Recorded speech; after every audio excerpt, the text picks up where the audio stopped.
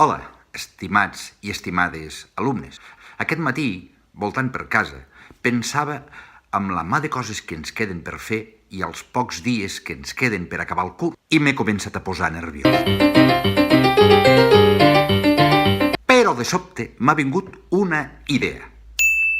He pensat, escolta, i si ajuntem dos coses? És a dir, matem dos pardals d'un tret. I vosaltres preguntareu, i com se fa això?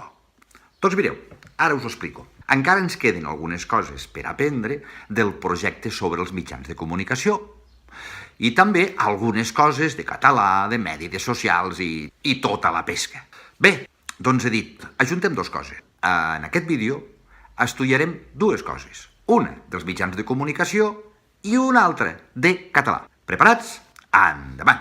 Pel que fa als mitjans de comunicació, avui parlarem i utilitzarem el YouTube. YouTube és una plataforma digital que permet compartir vídeos a través d'una web que va ser creada al febrer del 2005. A poc van aparèixer diverses persones que penjaven vídeos explicant aspectes de la seva vida personal. D'això n'han fet un ofici i guanyen diners, ja sigui pel número de visualitzacions o perquè els permet la publicitat.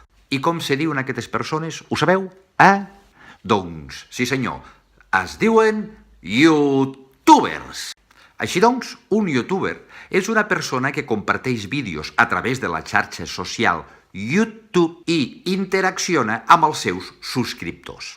Hi ha una gran varietat de youtubers. N'hi ha que parlen de moda, altres de cuina, alguns de videojocs, música i n'hi ha alguns que només parlen de ximpleries. Hola bebés, os deseo que tengáis un super mega sábado y este weekend va a ser hiper cool. Tenéis que hacer que sea lo máximo, cero dramas, siempre smile, siempre super felices, conquistando sueños. Però atenció, que ara arriba el YouTube Mestre!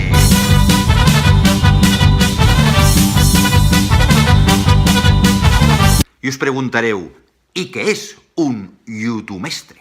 Doncs un YouTube Mestre és un mestre que explica conceptes de català, de matemàtiques, de socials... Ei, que guai! Per exemple, avui us parlaré de l'anàfora i de la personificació, que havíeu d'estudiar, però com que us conec, no us ho heu ni mirat. Ei, tu, que t'he vist, estàs badallant. Fora! Agafa un full de reciclatge i a copiar 100 vegades, escoltaré amb atenció el YouTube Mestre. Vinga, ja! Va, continuem. Parlem de l'anàfora. L'anàfora és una figura retòrica que consisteix en la repetició d'una o més paraules al principi de dos o més versos successius. Ha quedat clar? Sí? Per exemple, oh, gran dolor, estupefacte incendi, oh, gran dolor, hores sense sal pas, oh, gran dolor, missa a fulles corcades. Que maco, voilà. Però també l'anàfora es pot fer servir, per exemple, a publicitat. N'hi ha una que diu, fem Barça, fem Fundació. Ho veieu l'anàfora? La veieu? Fem. Sí?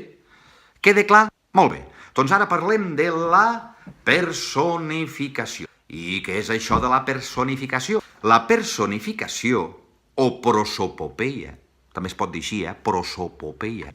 Quina paraula més maca, prosopopeia.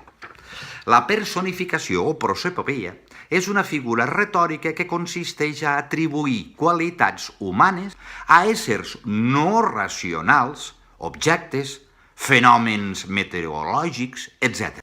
Per exemple, escolta, Espanya, la veu d'un fill que et parla llengua no castellana. Parlo en la llengua que m'ha donat la terra aspra. En aquesta llengua, pocs t'han parlat. En l'altra, massa. Joan Maragall, d'un poema que es titula Oda a Espanya. I diu, escolta, Espanya. A veure, Espanya és un territori, sí o no? I els territoris tenen orelles? Els territoris tenen orelles? No. Per tant, no poden escoltar. Doncs això és la personificació. En la publicitat s'ha utilitzat la personificació. Hi ha un anunci de Coca-Cola que diu «Beu-te'm». La Coca-Cola diu «Beu-te'm». Vosaltres heu escoltat mai una Coca-Cola que diu «Beu-te'm»? Doncs no. Això és una personificació. I a les pel·lícules i els contes són molt utilitzats, com per exemple... No es una prisionera, es nuestra invitada. Pero no hagáis ruido. Si el amo se entera de esto, nos corta el cuello. Claro, claro. Soplaré y soplaré y tu casa derribaré.